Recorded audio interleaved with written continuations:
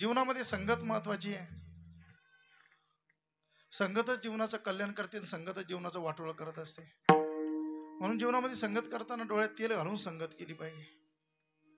या तीनच गोष्टी जीवनाचं वाटोळं करण्याला कारणीभूत आहे. वाईट मित्र, वाईट चित्र आणि वाईट चरित्र हे वाटोळं होण्याचं सूत्र. आणि चांगले मित्र, चांगले चित्र आणि चांगले चरित्र हे आदर्श जीवनाचं खरं सूत्र. म्हणून आतापर्यंत जे वाटोळं झालं असेल कोणाचं या तीनच गोष्टीमुळं, आणि चांगलं आलं असेल तर या तीनच गोष्टीमुळं. म्हणून जीवनामध्ये संगत जपली पाहिजे. गोपाळ सकाळी सकाळी यशोदामैयाकडे आलेले नंदबाबाच्या वाड्यावर हाका मारू लागलेले, कन्हैया, हे कन्हवा, हे श्याम सुंदर, हे कृष्णा, कुठं आहेस तू? सकाळी सकाळी यशोदामैयाचं शेणकूर करायचं काम चालू आहे. मैयानं बघितलंय गोपाळ आलेले दिसत आहेत, आवाज देत आहेत. मैया बाहेर आलेली, का रे गोपाळांनो, काय झालं पेंद्या वरद्या वकड्या, सकाळी सकाळी आलात?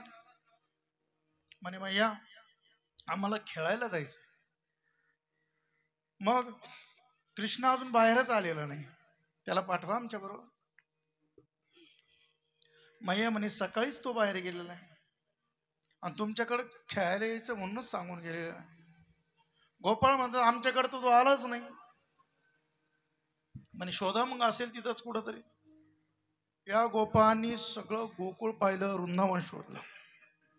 निधिवन, सेवा कुंज, प्रेम गली, कुंज गली, केशी घाट, पाणी घाट, वराहा घाट, कन्हैया गेला कुठं? मग कोणीतरी गोपाळांनी सांगितलं, अरे गोपाळांनो कोणाला शोधताय? म्हणे आमचा कृष्ण आम्हाला दिसत नाही, आमचा सवंगडी. म्हणे अरे तो आत्ताच कदंबाच्या झाडाखाली आम्ही बासरी वाजवताना पाहिलाय. काय गोपाळांना आनंद झाला. म्हणे आम्ही सगळं गोकुळ पाहिलं आणि कन्हैया कदंबाच्या झाडाखाली जाऊन बसला. सगळे गोपाळ तिथं आलेले आहेत, भगवान बासरी वाजवत आहेत. गोपाळांनी कन्हैयाला बोलले, कन्हैया एक आणा. अरे तुला आम्ही कुठं कुठं शोधलं नाही, सकाळपासून शोधतोय, तुझा तपासच नाही, तू इथं बसला बासरी वाजत. म्हणे काय झालं? अरे म्हणे खेळायला नाही यायचं का तुला? भगवान म्हणतात माझ्या खेळण्याची काय वाट पाहता तुम्ही, तुम्ही खेळायचं ना. त्याने आम्ही खेळलो असतो, पण तू आमच्या खेळामध्ये असल्यानंतर अधिक आनंद येतो. आनंद येतो म्हणजे नेमकं काय होतं? म्हणजे तू आमच्या संगतीत असला खेळताना ना, तर आमचं जीवन निश्चिंत होतं. तुकोबराय म्हणतात हे सगळं कन्हैया तुझ्या संगतीमध्ये होतं. गवळचे ताक फेणारे ते गोपाळ काय पोरे चांगले, काय चांगलेपणा होता त्यांच्यामध्ये. तुटक्या चपला, फाटक्या चड्ड्या, खांद्यावर घोंगड्या, हातामध्ये काठ्या, दिवसभर गायाच्या पाठीमागे वनवन फिरायचं. पण जगाच्या मालकाने त्याच्यावर प्रेम केलं, त्यांच्यावर प्रेम केलं.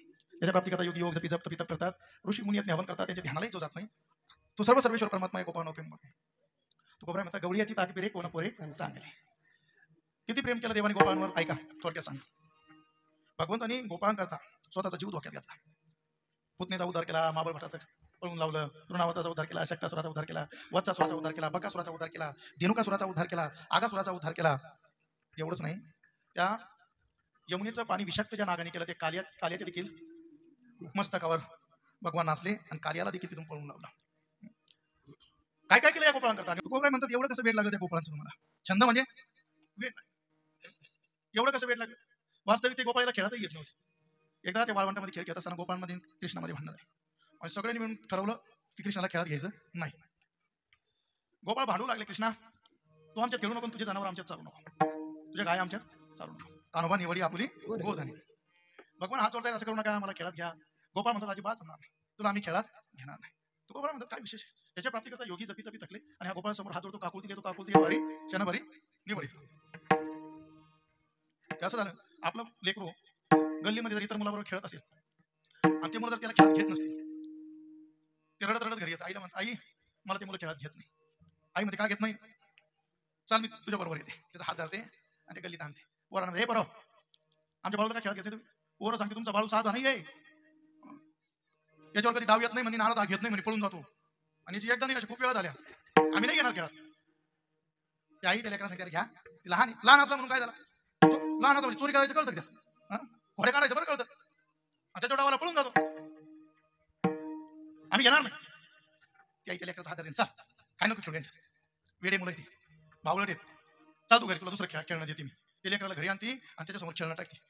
ते खेळणं पाहिलं, ती लेकरू ते खेळणं फेकून देतो आणि त्याच्या आईला म्हणते मला त्यांच्यात जायचं खेळायला.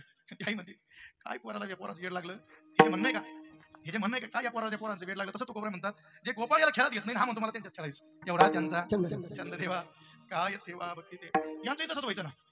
गोपाळांचा नियम होता खेळाचा, डावाला किती काय नको ते हाणून घ्यायचं. एक तर त्याच्यावर डाव येत नसायचा आणि आलेला डाव घेत नसायचा. बरं त्याच्यावर डाव यायचा, तो वरती हाणलेला की हात्यांची शिदोरी चोरून खायचा. काय होतं आमच्या तिथं शिदोरीमध्ये 5 पोळ्या, 3 भाकरी, 3 कानावला, याला अशी सवय आहे. त्यामुळे कृष्णाला आम्ही खेळात घेत नाही. तो कोबराय म्हणतात तो तुमचं ऐकत नाही का, तुमच्या खोड्या काढतो का. आणि त्याच्या आईला जाऊन सांगायचं ना. तो कोबराय म्हणते त्याची आई तशीच आहे, त्याची म्हातारी बी तशीच आहे, ती बी भांडकुदळीची. शिव्या देते तुझी आई.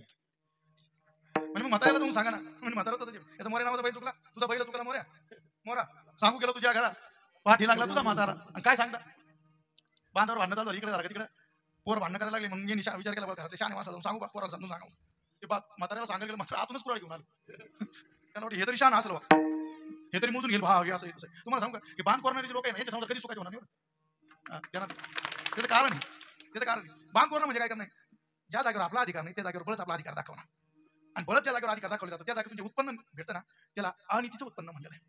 अनितीचं उत्पन्न, अनितीच्या उत्पन्नाला अवदासा म्हणलेलं आहे लक्ष्मीला, त्या पैशाला. आणि नीतीने कमावलेल्या धनाला लक्ष्मी म्हणलेलं आहे. आणि आता त्या उत्पन्नातून ती अवदासा घरात शिरली, मग बंगले 50-50 लाखाची दिसते, भिंती मोठाले असतात, म्हणून घरातला भडका बाहेर ऐकू येत नाही झालेला, चाळ उठलेला असतो, कोणाचाच कोणाचा ताळमेळ नसतो. पैसा सुखाना नाही नव्हते, हा पैसा काय चांगला आहे का. अर्धा एकर असेल ना कष्टाने कमवून त्याच्यातून अर्धी भाकर कधी समाधान देईल. पण दुसऱ्याला लुबाडून बांध करून कमवले का घरात नको ते रोग घर शिरल्याशिवाय राहणार नाही. एवढा त्यांचा छंद देवा, काय सेवा भक्ती ते. तुकोबरामध्ये काय उपासे पडले होते, कन्या बक्षी विदुराच्या. भगवान हस्तिनापूरला गेले शिष्टाई करण्याकरता. दुर्योधनाला विनंती केली, दुर्योधना अरे पांडवांना त्यांचा अधिकार देऊन टाक, कमीत कमी 5 गावं तरी दे. दुर्योधनाने सांगितलं सुरच्या ऐकरी असे मी विना युद्धाशिवाय मी सुरच्या डोक्यात की जमीन सुद्धा येणार नाही, युद्ध करावं लागेल. दुर्योधन म्हणलं द्वारकाधीश आता हे चर्चा होत राहील, परंतु गांधारी मातेनं 56 प्रकारचे पदार्थ बनवले तुम्हाला खाण्याकरता, जेवणाची वेळ झालेली, जेवण करून जा. द्वारकाधीश म्हणतात दुर्योधना भोजन 2 परिस्थितीमध्ये करायचं असतं. एक तर भोजन घालणाऱ्याच्या मनामध्ये प्रेम असावं आणि ज्याला भोजन करायची त्याच्या पोटामध्ये भूक असावी. ना तुझ्या मनामध्ये प्रेम ना माझ्या पोटामध्ये भूक, त्याच्यामुळे मी भोजन करू शकत नाही असं म्हणणारे द्वारकाधीश विदुर काकाकडे जातात आणि कन्या खातात. तो कोबरा काय उपासे पडले होते कन्या बक्षी विदुराच्या. डॉक्टर एवढा त्यांचा छंद देवा, काय सेवा भक्ती ते. भगवंताची भक्त वत्सलता प्रकट करणारा अभंग तो कोबरांनी या अभंगातून गोड असं हे वर्णन सगळं भगवंताच्या लीलेचं केलेलं आहे.